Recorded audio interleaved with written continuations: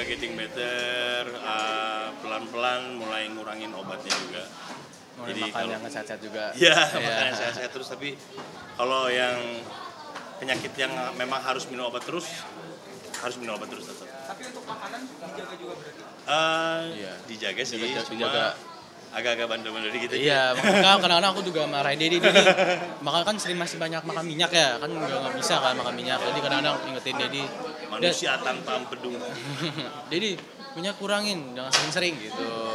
Tapi pas waktu sakit pernah merasa ada rasa khawatir nggak sih, Bang? Oh iya, pasti. Pasti sih.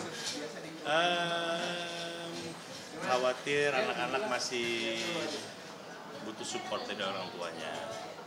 Butuh support dari orang tuanya masih dalam segala hal nih. Baik itu sekolahnya, buat pribadinya masing-masing, untuk kebutuhan rohaninya dia. Jadi masih banyak PR. Ya mudah-mudahan Allah kasih panjang lah umur. Amin. Kalau kakak sendiri pas bedanya sakit khawatir juga? Khawatir dong, kan waktu itu juga pas lagi di rumah sakit tuh lagi nyempetin waktu juga kan buat ngejenguk. Itu juga sempat nginep di rumah sakit kan untuk nemenin Dedi. Jadi waktu itu juga lagi nabrak sama ulangan. Jadi waktu ulangan sama temenin dia tuh digabung. Jadi kadang tuh di rumah dulu atau enggak pas di rumah sakit, pas lagi nginep aku belajar gitu. Jadi pasti khawatir sih, makanya terus jagain. Alhamdulillah anak-anak semuanya juga khawatir sama orang tuanya, jadi mereka ganti-gantian nginep semuanya. Alhamdulillah. Selain itu kan sekarang juga sudah katanya kakak ini kan sering dimarahin ya di antara anak-anak. Gimana sih? Ya, Biasa aja sih ya. biasa sih, tapi diantara semua sih sebenarnya semuanya sering dimarahin ya. Dulu waktu aku masih kecil-kecil. Kalau sekarang sih udah jarang, paling lebih diingetin aja. Kalau misalkan ini jangan kesana, jangan begini karena akhirnya begini. Kita kasih tahu gitu, jangan begini karena akhirnya begini. Ya, karena saya bilang bukannya Dedi so tahu, tapi Dedi hidup lebih dulu dari kalian. Jadi apa yang kalian dalamin sekarang nih, Dedi udah alamin duluan. Senior. Udah alamin duluan, intinya sih itu. Terus ketakutan apa yang Mas pada alami kalau misalkan sekarang anak-anak udah dewasa ya, terus kadang suka perbedaan pendapat, terus solusinya gimana tuh? Pertama, kalau solusi pertama ke anak-anak, kalau urusan kehidupan, kita pasti nyari jalan akhirnya adanya di agama. Kayak gimana menurut agama nih gitu. Anak-anak biar tahu begini menurut agama kayak gini. Kenapa ini nggak boleh? Kenapa harus begini? Kenapa harus begini? Itu kayak gitu. Tapi kalau untuk sekolah, alhamdulillah anak-anak awalnya kayak umuran dia nih yang lagi mau kuliah nih, itu lagi sedang kritis, pengen ngerasa dirinya yang paling benar segala macam. Nah itu yang lebih sering kita embat sih. Dulu kakaknya duluan kayak gitu. Cuma kakaknya sekarang kalau dikasih tahu, gimana deh? Kayak gini. Oh iya ya, aku harus kayak gimana deh, kayak gini aja. Oh iya udah kalau gitu. Kakaknya udah alhamdulillah udah lebih dengerin. Tinggal nih yang dua ini nih, si kembar Quincy sama Kay ini masih punya pendapat bahwa ngerasa dirinya tuh lebih benar dari kita dan lebih tahu dari kita. Kalau bener sih. Gitu. Opininya. Opini. Gitu. Tapi alhamdulillah mereka semua pada mau dengerin orang tua. Terus kan Mas Fadlan dekat kan sama kembarannya ya, sama Mas Fadlan juga. Apa sih yang diturunin ke anak-anak dalam hal antara mungkin kasih sayang atau kekeluargaan, apa yang diturunin ke anak-anak? Peduli keluarga. Yang mau diturunin saya ke anak-anak, peduli sama keluarga. Siapapun teman kita, siapapun orang-orang yang dekat kita selain dari keluarga, kemungkinan mereka ada yang fake, walaupun ada yang benar. Tapi intinya mereka, saya ingetin selalu ke anak-anak, yang kamu anggap teman dekat, jangan terlalu terbuka, open sama mereka, karena saat nanti kamu musuhan sama mereka, rahasia kamu dia akan dibeberin sama semua orang. Nah kalau mau orang tua cerita sama orang tua, nggak mungkin orang tua ngejelekin anaknya di depan orang lain. Pasti orang tua ngasih solusi yang terbaik buat anak-anak. Jadi kalau ada masalah, datang ke orang tua, bukan ke teman-teman. Biar orang tuanya nanti yang bisa ngasih pendapat ke mereka. Gitu. Tapi di antara kalian pas waktu sakit-sakit siapa sih yang paling banget? Zidane ya. Alhamdulillah sih semuanya sih sebenarnya, tapi kakaknya yang paling tua, yang paling gede, yang paling care. Dia paling mengorbankan waktu buat kuliah dia. Kayak waktu itu paling malam-malam pas dia walaupun dia kuliah, dia tetap datang dulu nemuin saya dulu, atau perlu nginep apa enggak, dia mau nginep kalau ada adik yang nginep. Terus dia juga lebih heboh di grup dia. Zidane lebih heboh dia di grup. Ya alhamdulillah kakaknya memang karena dia ngerasa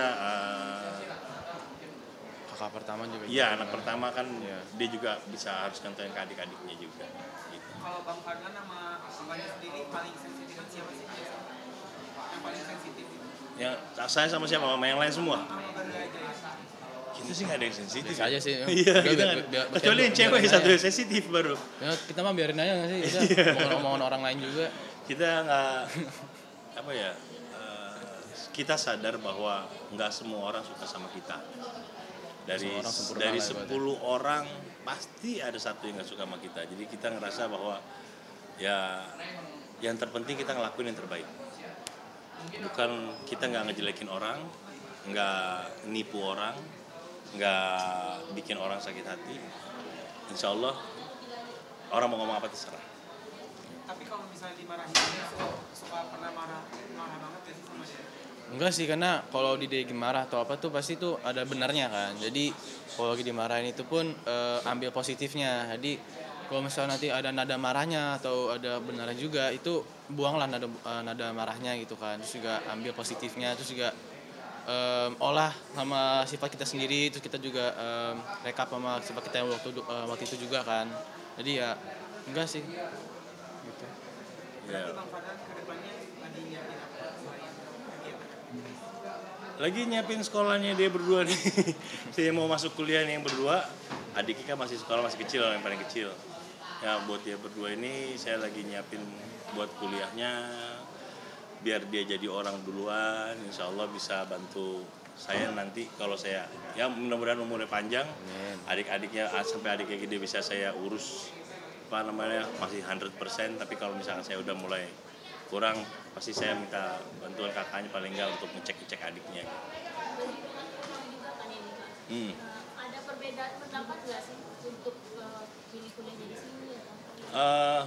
Kalau perbedaan pendapat masih ada, tapi yang pasti kalau buat saya kasih ya untuk saya nggak memaksakan, Melarang, ya. nggak memaksakan dan nggak melarang dia untuk kuliah di sini harus di sini nggak. Dia kasih opsi dulu. Saya kasih opsi, Iya. cuma kasih tahu kalau kuliah di luar kota misalkan di luar dari Jakarta kamu susah. Ada yang namanya anak kuliah ya, anak kos, ada waktunya lagi nggak punya duit udah bulan habis duluan. Nah itu bener-bener susah gitu. Iya. Tapi kalau misalkan tinggal sama orang tua masih di Jakarta juga, kalau kita nggak punya duit mau makan bisa tinggal makan, nggak mikirin bayar listrik, nggak mikirin bayar pulsa. Gitu. Paling nggak kamu bisa bisa konsentrasi di kuliahnya gitu. Tapi ya tergantung mereka sendiri sih. Terserah, aku cuma kasih tahu aja. Iya. Kalau mereka mau mengambil pendapatnya mereka yang untuk keluar kota, silakan dan terima konsekuensinya. Gitu. Tapi ada ketakutan nggak sih Kak kalau jauh gitu takut dari pergaulan yang lain-lain? Pasti. Pasti takut Tapi ya Bismillah lah mudah-mudahan Dedi udah ngasih banyak pengetahuan tentang yang mana yang baik, yang mana yang buruk dan saya juga kasih tahu bahwa dunia nanti ini di depan kamu bukannya hitam putih tapi semuanya abu-abu. Ya abu-abu ini kamu harus pintar untuk memilah karena yang saya kasih tahu mereka itu saringannya. Jadi mereka yang harus nyaring sendiri yang hitam ini, yang putih ini, yang hitam nggak boleh diambil, yang putih boleh diambil. Kayak gitu.